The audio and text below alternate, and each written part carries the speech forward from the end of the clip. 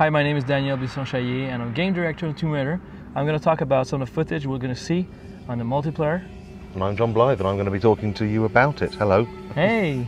Hey John, how you doing? Hey, very well, thanks. Let's look at the videos. This is a rescue mode. Like I was saying a little bit earlier, the rescue mode is about two clans.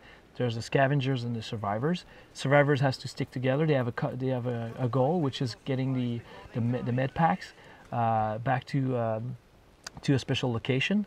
While the scavengers have their goal is to grief the survivors, preventing them from doing so.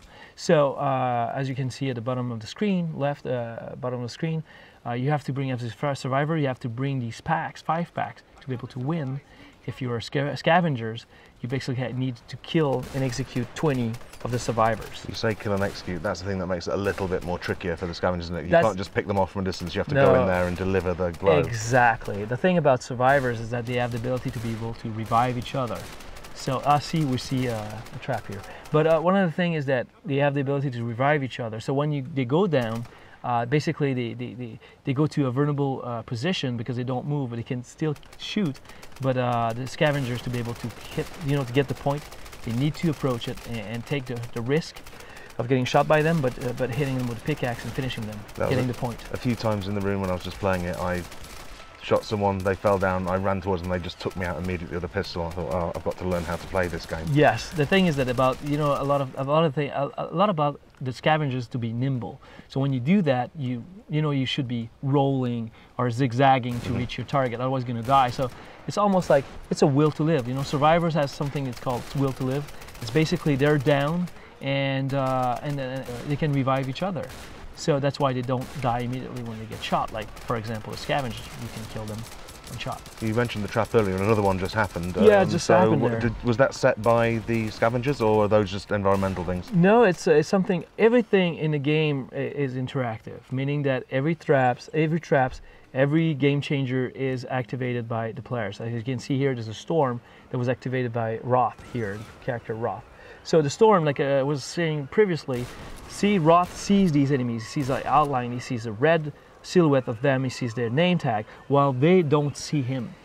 They don't see the silhouette, they don't see his name tag, they're blind, so they don't know where it comes from. It lasts a couple of seconds, but they have when you activate it, it gives the advantage to the entire team. We were talking about traps here, see, we saw Roth basically put a trap in there. The scavengers get trapped when it's a snare trap like that. One of the goals for us is not just like, okay, I'm getting all these kill streak and suddenly I have a magical weapon appearing in my hands. One of the core elements of Tomb Raider is about exploration. One thing that was very important for us is that you have to explore the environment. The traps are there, but you have to activate it. So if you're the blue team, if you're survivors and you activate it, survivors won't never be affected by that trap. But a scavenger can be getting trapped by, for example, a snare, or we have other different type of traps that you can activate.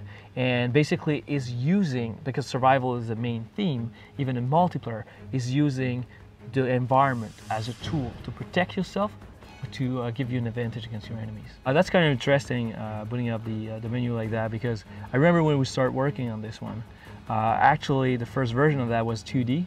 So you actually were choosing the characters in a 2D space, and some of the lead artists at the time in Montreal had this crazy ideas of making it like 3D. So you've got all the choice of characters that were sitting in a lot of different people. Does that have any impact on what you can do in the game? Does each person have any different powers? The only thing there's two things that can impact the game and what you do.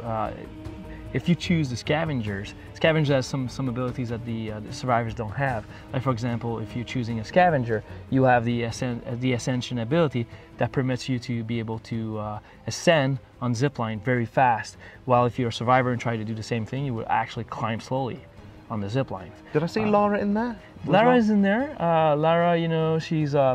We had a lot of long debate about are we going to have her there or not. And we decided to put it there, but it's very difficult to get her because we wanted to create the same. She's an icon, she's a legend. There's there's a special aura around her, and one of the things we want to create is true. And what we create is with multiplayer, we want to create the same, special aura around her. So when people are actually choosing Lara, and you're playing multiplayer, and you see this person, come in as Lara, you're like, oh my God, this is Lara. So it basically mirroring what you feel when you're actually playing a single player. Well, thanks very much for talking to me. Thank you guys. Thank you.